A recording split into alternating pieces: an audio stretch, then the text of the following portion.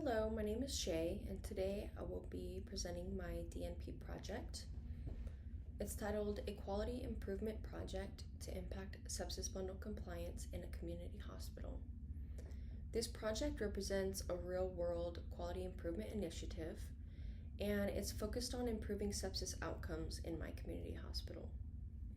This project also sets the foundation for system-level change and supports the translation of evidence into bedside nursing.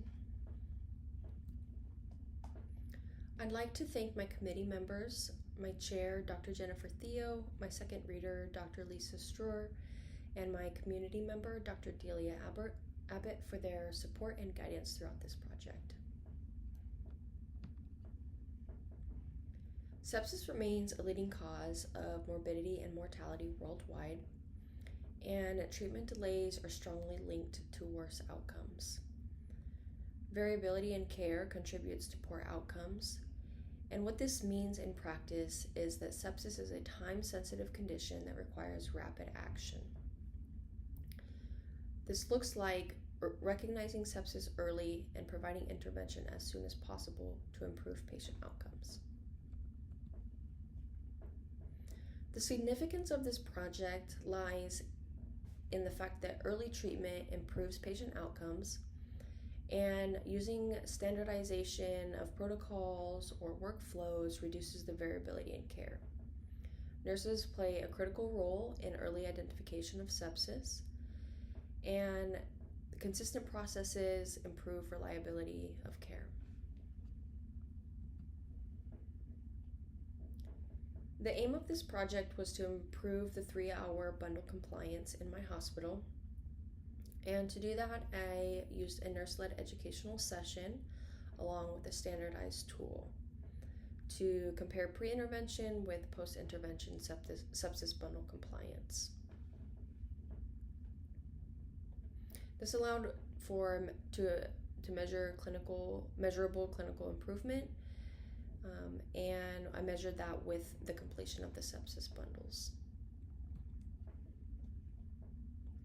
The literature strongly supports that early antibiotics reduce patient mortality and that lactate levels help assess the severity of patient conditions and guide treatment.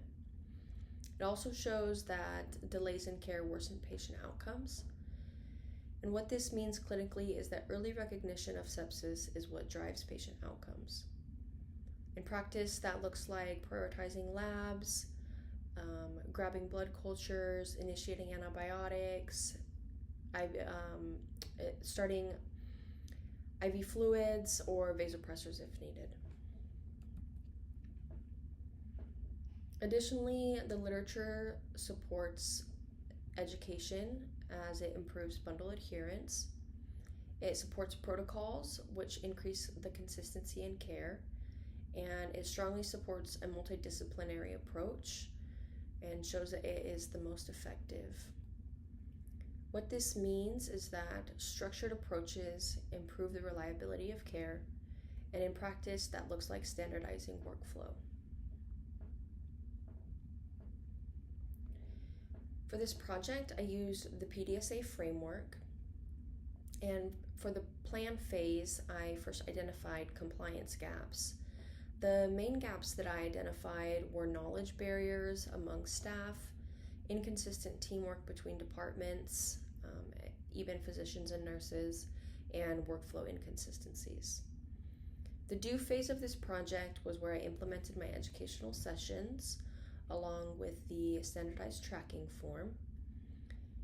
And during the study phase is when I analyzed the outcomes of my pre-intervention with my post-intervention sepsis bundle compliance.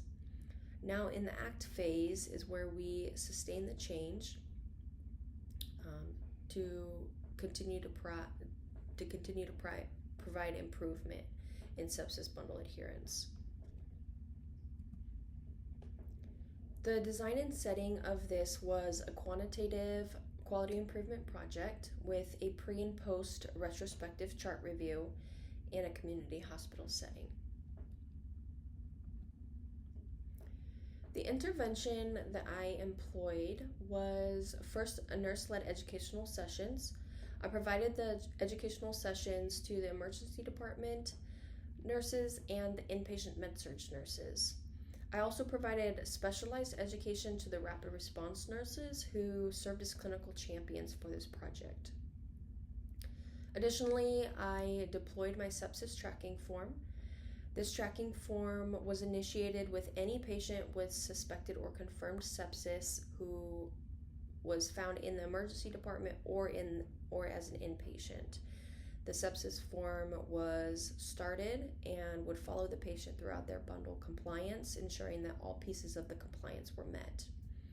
Additionally, an additional intervention was that the rapid response nurses who were serving as clinical champions would provide real-time reinforcement, meaning they would go to the bedside of the suspected or confirmed sepsis patient, help the bedside nurses to establish IV access, draw lactate levels and blood cultures, initiate fluid resuscitation, or start vasopressors if needed.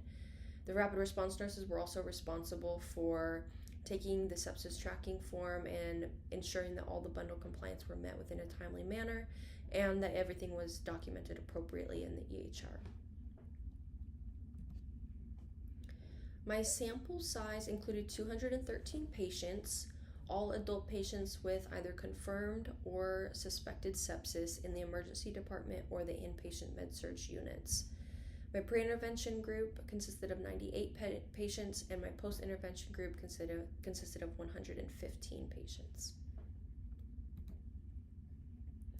To collect my data, I collected it from the electronic health record, and within my hospital's EHR, we have an additional database called Sepsis Insights.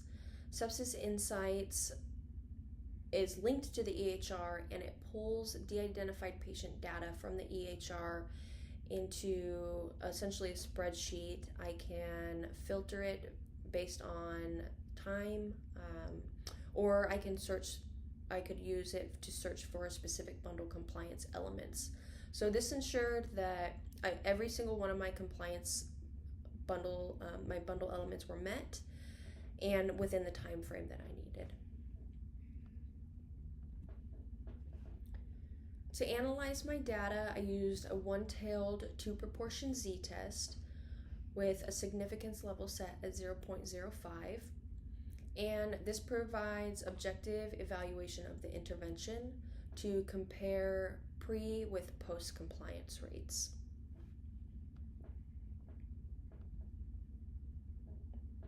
The results of my project showed a z-score of 1.8467 and a p-value of 0.0324. My p-value was less than my significance level of 0.05. Therefore, the null hypothesis is rejected, and this confirms effectiveness of the intervention.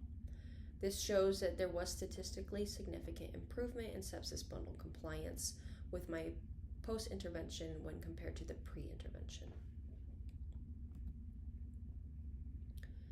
To display my results, I used a bar graph.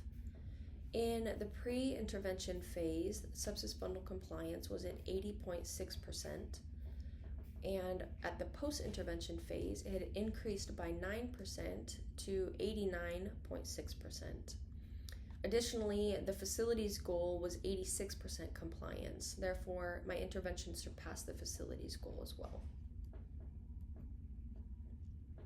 Some additional outcomes of this project included improved documentation by both the nurses and the physicians, improved communication between nursing and physicians, as well as between bedside nurses and the rapid response nurses. And I'd like to include that there were no adverse outcomes of this project, which supports that there are benefits to initiating nurse-led education sessions along with a tracking tool. There are some limitations of this project, however. This was only a single site study with a small sample size and a moderate statistical power. Therefore, the generalizability of this project is limited, and it highlights the need for a larger study. To interpret these findings, I have shown that the nurse-led educational sessions, along with the tracking tool, did in fact improve sepsis bundle compliance in my community hospital. The findings of this project align with existing literature, and it reinforces the importance of early intervention. In clinical practice, this means that the intervention I initiated is evidence-based and highlights nurses' impact on sepsis adherence. The implications of this project on practice are that it supports standardized sepsis care, it supports nurse-driven protocols and proves that they are effective, and overall it improves patient outcomes. This means that this is scalable across multiple settings, and in practice this would look like system-wide implementation. So in conclusion, this project did improve sepsis bundle adherence.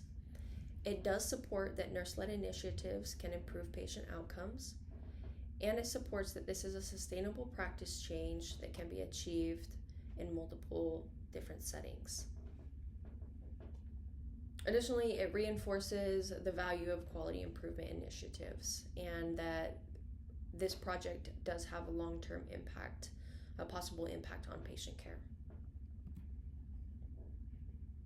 So the next steps of this project would be to expand it hospital-wide across multiple units and departments.